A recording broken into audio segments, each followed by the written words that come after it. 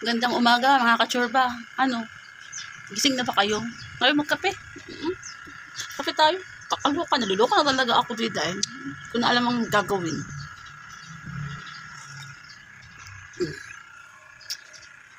Medyo luwa-luwanag na. Kasi dahil napakaaga ko talagang mag CRCR. Ang sakit ng tiyan ko di dahil.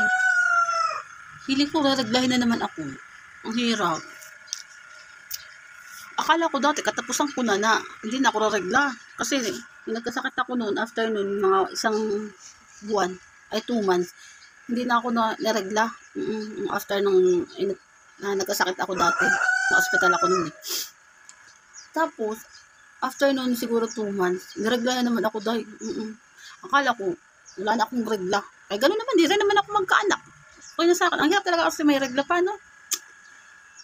Alam mo na sa mga dati kong katrabaho, siguro 31 years old pa lang yun, wala na siyang regla.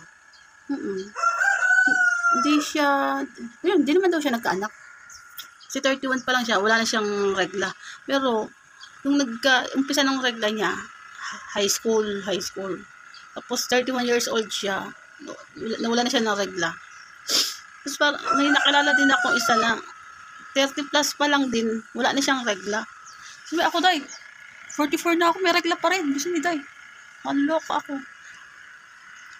Pero hindi naman kayo, hindi siya ganun kasakit yung alam mo parang may sakit na regla. Dati mas malala yun, di ba? Yung mga nagiinom sila ng gamot. Sa akin naman, kahit sa awa naman ng Diyos, wala naman. Basta kailangan ko ng isang araw na rest. Kapag rest ng isang araw, kasi parang magkukuro-kuro pati ang tiyan ko. Yun. So, dahil liwanag pa lang. Pabalik-balik ako sa CR. Kakainis. Kaya napaaga tuloy ako ng kape. Kaya na ako ng kape-kape na ako. Alas 4. Akala ko talaga ako tapos na magregla. Nanay ko kasi anong oras? Nanay ko 40 plus lang. Nawala na siya ng regla. Wala na siyang regla nun. Kasi ang lakas pa ng lakas pa ng kanyang regla nun. Tapos pa kunti-kunti. 40 plus pa lang. Mag-50 pa lang siya. 40 plus nga. Pinawalan siya na ng regla. Ako nga, akala ko wala na akong regla. Kaya ang hirap din. Parang mas lumala ang regla ko kapag kailan nagkakanda-edad ako. Saka naman naging ganyan ang regla ko. Diyos me, dito nakaloko talaga ako. Ay, Diyos me. Magandang umaga na yun. Napaaga tuloy tayo ng chika. Ang hirap kasi pa CR ng CR. Ang hirap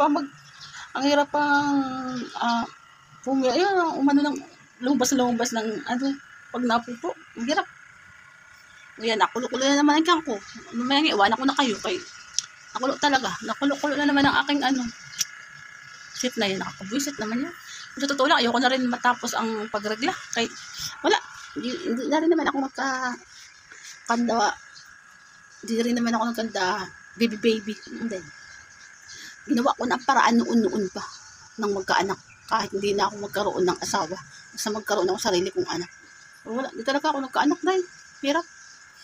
Sabagay, sa ilang kami magkakapatid, dalawa lang silang nagkaroon ng anak. Tig-dalawa sila. Swerte nila, nagkaroon sila. Tig-dalawa sila. Kami ilang kami, 4 kami. Wala kami. Hindi talaga kami nagkaanak dito. Ginawa naman namin lahat. Kahit yung isang kapatid, siya, lesbian, pero nagpag-relation siya na gusto niya magkaanak, pero hindi rin siya. Kaya siya naging,